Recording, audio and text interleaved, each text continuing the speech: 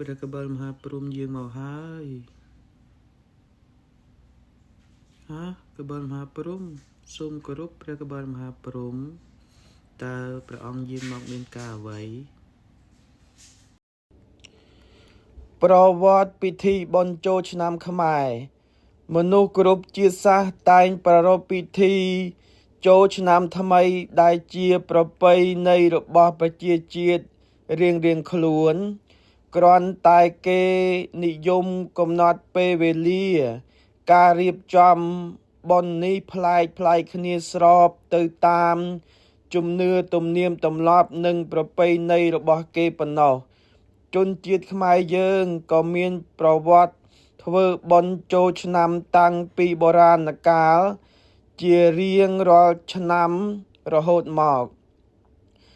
យើងប្រទះឃើញឯកសារជាច្រើនដែលនិយាយពិធី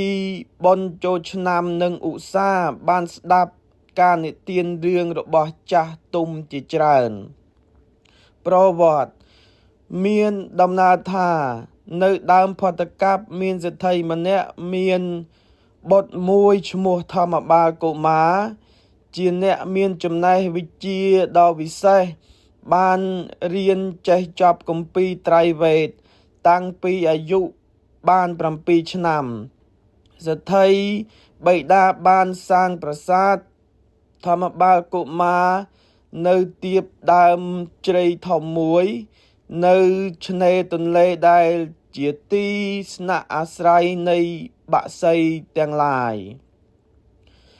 ធម្មបាលកុមារចេះទាំងភាសាបក្សីទាំងពួងផងព្រមទាំងអាចធ្វើជាអាចារ្យសម្ដែងមង្គលផ្សេងដល់មនុស្សទាំងពួងផងគ្រានោះមនុស្សលោករមែងរាប់អានមហាព្រំនិងកបិលមហាព្រំមួយអង្គទៀតដែលជាអ្នកសម្ដែងមង្គលដល់មនុស្សទាំងពួងពេលនោះកបិលមហាព្រំបានជ្រាបពលមានក៏ចុះមកសួរបញ្ហានិងធម្មបាលកុមារចំនួន3ប្រស្នាដោយសន្យាថាប្រសិនបើធម្មបាលកុមារអាចដោះប្រស្នាបានកបិលមហាព្រំនឹងកាត់ព្រះសិរសាទ្រង់ដើម្បីបូជាចំពោះ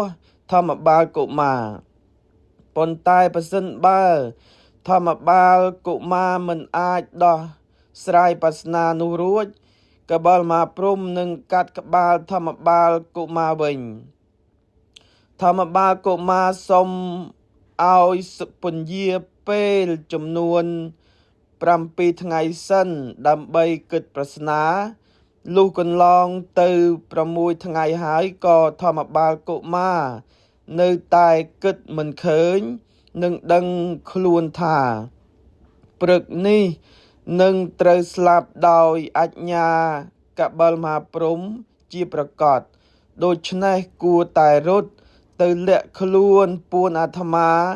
ឲ្យស្លាប់ដោយខ្លួនឯងប្រសើរជាងទើបធម្មបាលកុមារចុះពីប្រាសាទទៅដេកពួននៅក្រោមដើមត្នោតមួយគូនៅលើដើមត្នោតនោះមានសត្វឥន្ទ្រីញីឈ្មោលធ្វើសម្បុកអាស្រ័យនៅវេលាយប់សត្វឥន្ទ្រីញីសួរសត្វឥន្ទ្រីឈ្មោលថាព្រឹកនេះយើងបានអាហារអ្វីធ្វើជាចំណីឥន្ទ្រីឈ្មោលឆ្លើយថាយើងនឹងស៊ីសាច់ធម្មបាលកុមារដែលត្រូវនឹងកបិលមហាព្រំសម្លាប់ព្រោះធម្មបាលកុមារដោះប្រស្នាមិនរួចឥន្ទ្រីញីសួរថាប្រស្នានោះដូចម្ដេចឥន្ទ្រីឈ្មោលឆ្លើយថាវេលាព្រឹកសិរីសួស្តីស្ថិតនៅត្រង់ណាត្រូវឆ្លើយថានៅលើផ្ទៃមុខហេតុនេះទើបមនុស្សទាំងឡាយត្រូវយកទឹកលុបមុខប្រស្នាទី2ចោទថាថ្ងៃត្រង់សិរីស្ថិតនៅត្រង់ណាត្រូវឆ្លើយថានៅលើទ្រូងហេតុនោះទើបមនុស្សត្រូវយកទឹកលាងទ្រូងប្រស្នាទី3ចោទថាវេលាល្ងាចសិរីស្ថិតនៅត្រង់ណា ត្រូវឆ្លើយថានៅនឹងជើងហេតុនោះទៅមនុស្សមនាទាំងឡាយត្រូវយកទឹកលាងជើងធម្មបាលកុមារបានឮដូច្នេះក៏ត្រឡប់ទៅប្រាសាទវិញលុះព្រឹកឡើងកបិលមហាព្រហ្មក៏មកសួរប្រស្នាធម្មបាលកុមារធម្មបាលកុមារឆ្លើយដោះស្រាយតាមដែលបានឮមកកបិលមហាព្រហ្មក៏ទទួលថាពិតជាត្រឹមត្រូវព្រមចុះចាញ់និងសុខចិត្តធ្វើតាមពាក្យសន្យារបស់ខ្លួនកបិលមហាព្រហ្មហៅទេពធីតាទាំង7អង្គដែលជាបាទបរិចាវិកាព្រះឥន្ទមកប្រាប់ថាឥឡូវបិតាត្រូវកាត់ព្រះសិរសាដើម្បីបូ